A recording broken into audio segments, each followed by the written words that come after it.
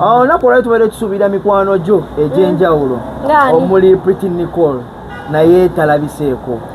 So my friends, most of my friends came. So Pretty Nicole taze because tubadde nga tumaze ebbanga nga tetuli in touch. Okitegeera, that's why. But I'm hoping to see her. Yeah. Lwaki obadde temwogera? Anti enamba zaffe like nze nakyusa ekisimu then enamba ye nevaamu mu simu yange naye ye nevaamu mu simu yange kati ne tuba nga we cannot get us, we cannot find us. Yeah. We've tried to look tugezezaako okwenoonya and that's why we are going to meet.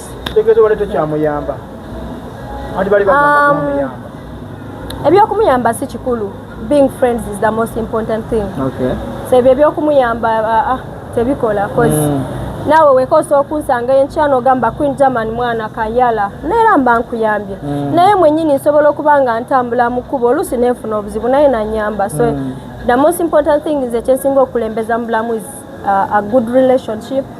Ebyokuyamba ebyo tebina kyebigasa. Otwogera nti akwataganye naawe ne tugamba nti ebyenyonyi abimaze agenda German. Oyo mwana ajja genda German waba ayagala because muntu saawa eno akuza so kwesalirawo. The other time abadde yali akyali muto nga tanaba kuyiga like nga tasobola kwesalirawo ng'omuntu. But I think now she's turning 18 if I'm not mistaken. Kati omuntu agenda otaninga 18 aba asobola kukola ki okwesalirawo nagamba Queen Jam, how do you see if I come there? And I'm like, yes, girl. So yeah. No, we still have to first meet and to wake up your together nga abantu. Tubadde nga wenkugambye namba zaffe twafunamu nkugambye nze nakyusa esimu yange by simu zange zaabula ezisinga kati ng'okudda like to get each other's numbers was hard. Okay, happiest birthday Queen Germany. Thank you, Jonah. Say hello to the people. Hello people, this is Queen German, all the way from German. I came here in Uganda to celebrate my birthday. And I'm so happy that I had to celebrate my birthday with my family. Yeah. So you guys are from Uganda celebrating a birthday? Yes, I had to come this time to celebrate with my family. Yeah, I'm also my grandmama because I had to bring the little ones, my kids, for her to see them because it's their first time to be in Uganda. This is their first time in Uganda? Okay, so how was the experience, them meeting their grandies? It was really nice. Yes, it was really nice. They just have to get used to the environment. They're feeling good because they can walk barefoot. So yeah.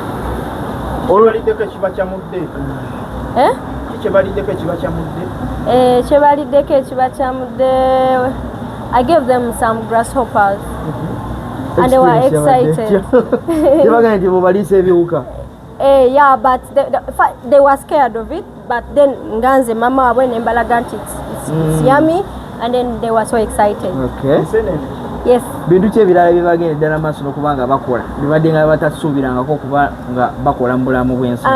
Of course, socialize with the other kids because in German they're always indoor. Kati bafuni de dale sanyu. We wish but we could stay longer because they are open here. It's open. They play with kids.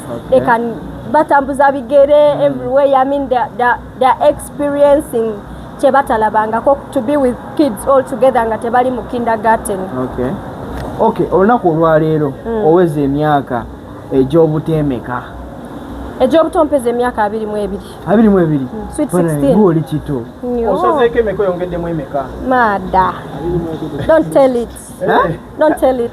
Pate egenze etya? Pate egenze bulungi. Everything was so good. Thank you guys. You made my color. Wow. How was the cake, by the way? Cake was so nice, though we tasted one. Yeah, man, the cake was many, but unamwe mjatwalako. Olunaku olwali tubaire tusuubira mikwano gyo egy'enjawulo omuli Pretty Nicole naye talabiseeko. So my friends, most of my friends came. So Pretty Nicole taze because tubadde nga tumaze ebbanga nga tetuli in touch. Okitegeera, that's why. But I'm hoping to see her. Yeah. What you wanted to mwogera? Anti enamba zaffe like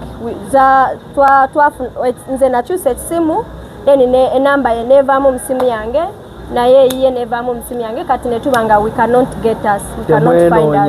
Yeah. We've tried to look tugezezaako okwenoonya and that's why we are going to meet.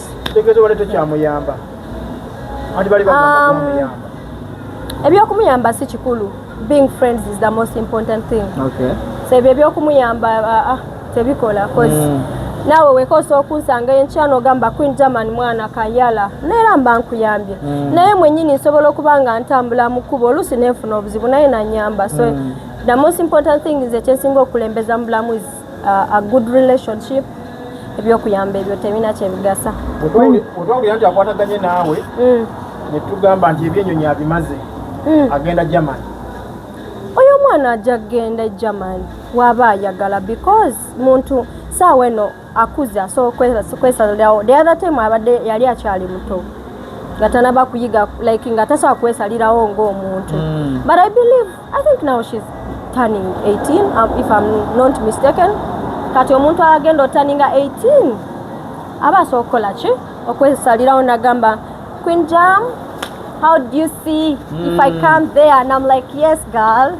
So yeah. No, we still have to first meet and tubeko byetwogera nga abantu. Kuba wazendoza mu ggwanga balete munaba kumita. Tubadde nga wenkugambye namba zaffe twafunamu nkugambye nze nakyusa essimu yange by simu zange zaabula ezisinga kati ng'okudda like to get each other's numbers was hard. Okay, olunaku olwaleero birthday abantu ab'enjawulo bagende ddala maaso okubanga ate bakutenda olw'omutima omulungi omuli Alan Cruz, mama Nakitende n'emikwano gy'emirala gy'oyisoye ku birthday olunaku olwaleero. Gwe ekisa kineeno ku mutima okijjawo obutabanga bannayuganda abalala ababeereyo mu nsi z'ebweru ne beerabira bannaabwe waneeno mu ggwanga. Kati olaba Jonah, let me tell you something. Kola ebirungi bikweyogerere. Because nga nze omuntu simanyi nti oba nina omutima omulungi. Simanyi nti oba ki. It's just my family. They are so proud of me. Babera bagamba banange we got an angel in our family. Nga nze sibimanyi. That's why we say just like ebirungi bikweyogerere. Yeah, that's the thing. Ba kyemanyi buli omu aso alina omutima omulungi waba ayagala ogufuna. Alan Cruz kyekikugatta ennyo naye mu bantu bonna bali mu Uganda nti omusobodde omuyita. Alan Cruz mukwano gwange. Mulimu ebintu bingi bye tutateeka mu kamera.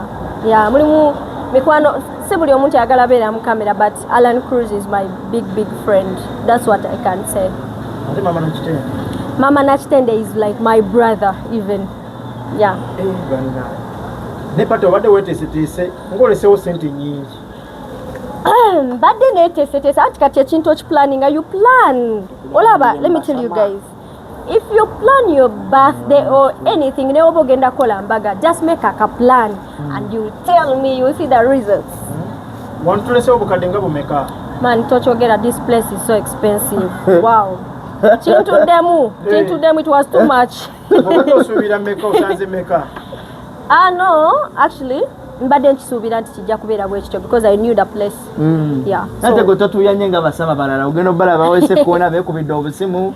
I know. Ali awo atuuyana omubuuza are you comfortable?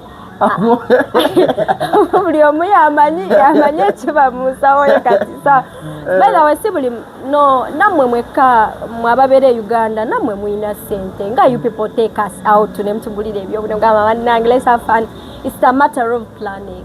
Nze kyendowooza sigamba nti oba olina ssente nnyingi you just have to plan. Okay. Okay, oli musama kuba buli mwaka gogumala eno gugugwako ogumala eno. What is the meaning of musama? Musama beba abantu abaveeyo mu Europe ne bajja eno tulaba. But you first gwe kiwulirize it's musama musamavu. Really? Abasamaliya abalungi wekigwayo omusamaliya omulungi. Man, guys, Kigwayo musamaliya omulungi. By the way, means siri musama nze sibimanyi. I'm just me, Rosette Queen Jam. Butogenda ko mabala ge Kampala n'osaasanya ku ssente nga banna abalala bakola. Netwasamirira. No. That's not how I do it. I have a lot of kids to take care of, my family. I'd rather give it to my family than going to spend it about. Just get a group of a friend, sit down, have some drink. What is the meaning of spending? Mbubo spending enyo kitegeza omukati obo ina sente. No. Ogeze ko mabala ge Kampala. Yeah. Olabye abaana bali sente abe Kampala. Man, abaana balina sente. Nabadeko mu catwalk. Yeah. Kiki walabyeyo kyosolo munyumiza ali ejamani. Man, abaana balina sente. That's what I can say. Echupa z'obutaala. Church too, because man, echupa. Ogeno omuzinga gomanyi how much it is. It costs a lot of money. So that's why ndoza bagirako n'ebitaala. Yeah, I can understand that. Okay. Kiki okunyumira ku pateyo. Ekisinza okunyumira. People were happy. By the way, I even had some of my fans that really came to purposely to meet Queen German. They were like, I have to meet this woman. In fact, they came. Queen, at least let us be on your birthday. So for me, that means a lot.